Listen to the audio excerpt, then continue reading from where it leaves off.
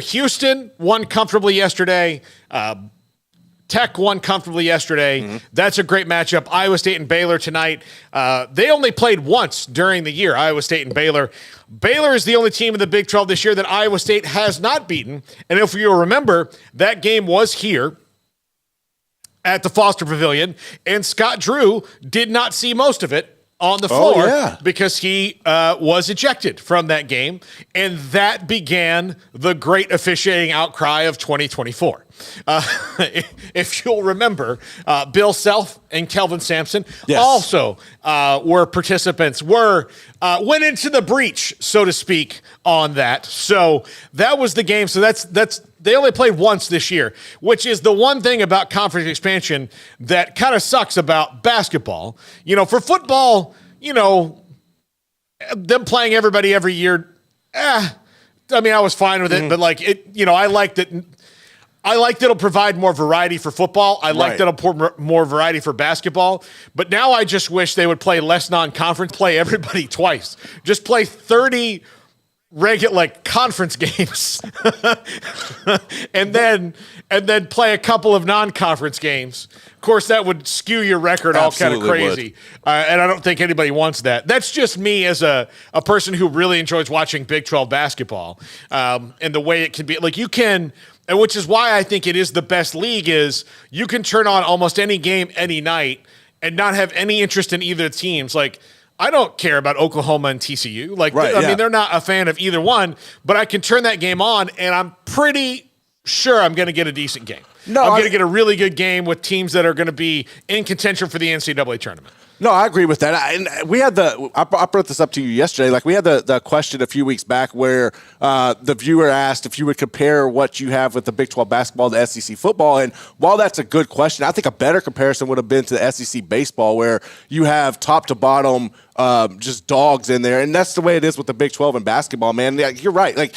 If you look at just the new teams that came in are a prime example, because none of them were expected to come in and have success. But you have UCF sitting there stunning Texas, stunning Kansas. They look really good. We saw what BYU could do. So, I think having that in, it's fun.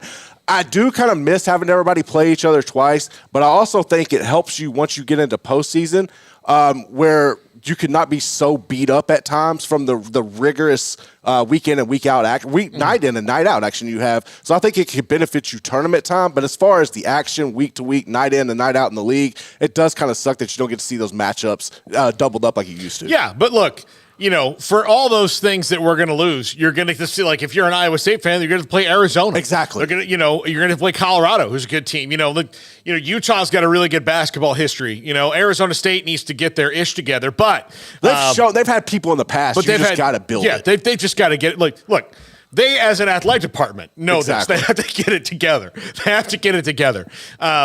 They're not coming in on the strongest wave of athletic success. No. Although I will tell you, their baseball history at Arizona State is absolutely excellent.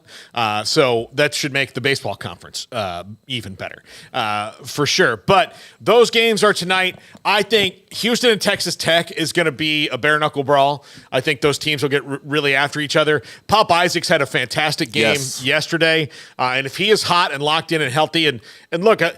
A lot of Tech's worst games have come when they're not completely healthy. When that team's completely healthy, like they appear to be right now, they're very scary. So, Houston has been pretty much invincible since they lost that game to Kansas. So, I don't know. Eventually, maybe somebody's going to get them. And if I were Houston, I would rather that be because tonight and tomorrow are the last 2 days that anyone can lose. Right. And it's fine. After that, season's over. If somebody's going to get them, if I'm Houston and you tell me you've got one more loss coming for the rest of the year, I'm like, well, it better be in the next 2 days if that's the case. Well, but, that's going to be a really an interesting testing ground for the Cougs. No, it is. I'm concerned if I'm Tech that I don't know that Pop Isaac's going to be able to have the type of performance he had against BYU, against Houston, especially when you have Jawan Roberts more than likely going to guard him and lock him down. I just think Houston's defense is so good that I don't know that Tech can keep up with them. it's one of those where if you look at that BYU game, if BYU was hitting those shots that if they wouldn't have gone 3 of 18 in the first half from behind the arc, I mean, they more than likely probably beat Tech. So while Tech is here and they rightfully have earned that, I don't necessarily think that they can compete with Houston. I don't see it. Yeah, I mean, it's gonna be interesting. So, and then when you get to Baylor and Iowa State, they are different kind of style teams. Iowa State can morph into like maybe a couple different things and roll with you, but they're very good. They're a good defensive team. Coach Ott's got them going really well there. They were leading Baylor for a good chunk of the first half, and then I think Scott Drew's double technical kind of woke Baylor up a little bit.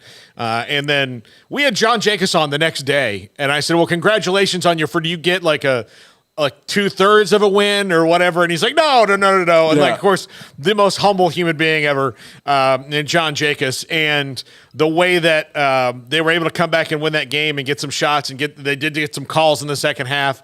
But it was again a classic Big 12 game, and it's one that Iowa State I think really wants back. And Baylor, look, they finished very strong against Cincinnati last night. They once they took the lead, they didn't give it up again. Right. But they've got to, as they get in deeper into March, Baylor has to stop starting so slow. It's going to do them in. Because eventually you're going, and you've seen it this year where they've started so slow that they can't get out. Like the game in Lawrence against Kansas, they almost came all the way back. But the reason that they didn't is because they started so ridiculously slow. They have got to start hitting shots early. I don't know if they need, I don't mean to use the second Seabiscuit analogy of this week, but that was the thing about, you remember the movie Seabiscuit? Yeah. So like in Seabiscuit, the thing that would make him go faster is that you had to let him go out, and then you had to pull him back and let him see the other horse pass him. Then he would be like, oh, okay. Now I'm really in a race. That was what would kick in his instincts of competition, so to speak. And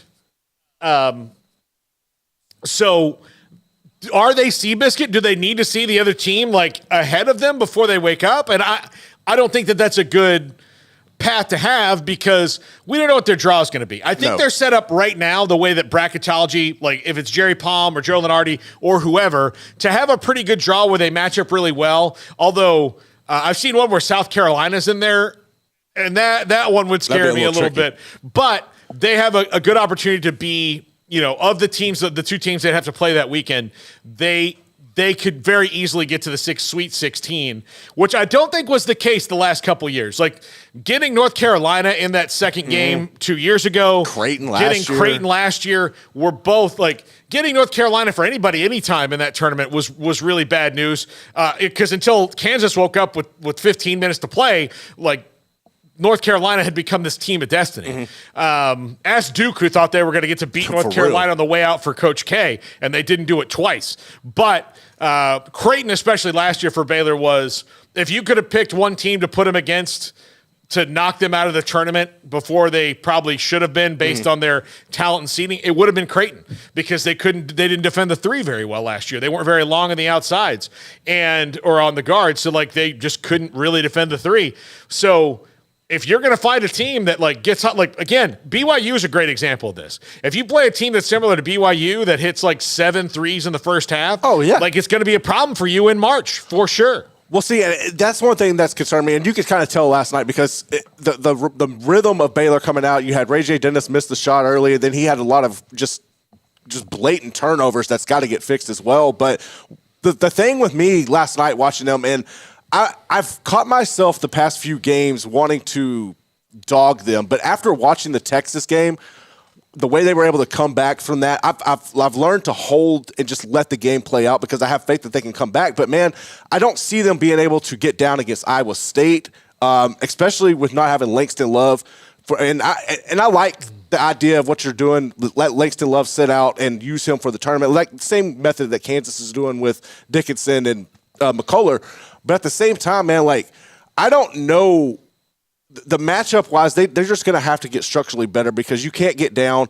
You can't have these costly turnovers. I did like the rotation last night in the second half, or no, it was late in the first half when they adjusted. They brought in Caleb Lohner and Jalen Bridges and went bigger, and they adjusted to the zone and kind of took away what Cincinnati was able to do in the top of the paint. I thought that kind of worked. Unfortunately, it wasn't able to work in the second half, but if you're able to do that, I think that's what you're going to have to do in this matchup with Iowa State because I don't think guard-wise, without Langston Love being on the floor, that you're going to be able to control Tamlin Limsey the way he is because he is a dog, offensive and defensive. But at the same time, you got to worry about Robert Jones, the big forward that the Cyclones have. And I think that's one where if Baylor can get that matchup with Lohner in the lineup with Bridges, kind of eliminate Robert Jones there, that's the only hope I really see them having of getting Iowa State. But as far as the tournament goes itself, I personally think Iowa State probably wins the regular season tournament. And Houston would have the better chance of winning the Natty, kind of like Baylor and Oklahoma State did a few years ago. But right now, I think it's going to play out where Baylor is legitimately a third best team in the Big 12. That's how I see this unfolding as the weekend progresses. Yeah, me too. I think they are the third best team in the league. I think that's going to play itself out over the coming days, and they're very they and Iowa State are not far. Obviously, they beat them. Them and Iowa State are not that far apart. Them and Tech are not far apart. I mean, they split with Tech, obviously. Those top four. Look, the top five in the league. Houston's ahead of all the rest of them, but 2, 3, 4, 5, and 6. I don't think we're really all that far apart. No, they're pretty close. They're pretty close. And again, Kansas is in the weirdest Kansas year that will ever Kansas. Yes, it's not happening again. Yeah, I don't think it's going to happen again. I really don't. Look, they took all their. I didn't realize they'd taken their whole penalty this year. I didn't realize that either until we talked about it yesterday. That they took their whole penalty this year, and since they took the whole penalty this year, well. And then you didn't all those things. You had 2 recruits that transferred out before the season started, late, September. So it's not like you can just go get somebody. Right, yeah. And then you had the, Arterio Morris situation, which was really bad. And then you have Nick Timberlake, who just is not a Kansas player. No. He maybe if he was at Oklahoma State, he'd be better, one of those things, but he's just not a Kansas player. He's not a Bill Self type player. It's just not how it works. So, but that all kind of fell at once. But yeah, I don't think that's it. All right, let's run down some news real quick, Garrett. Okay.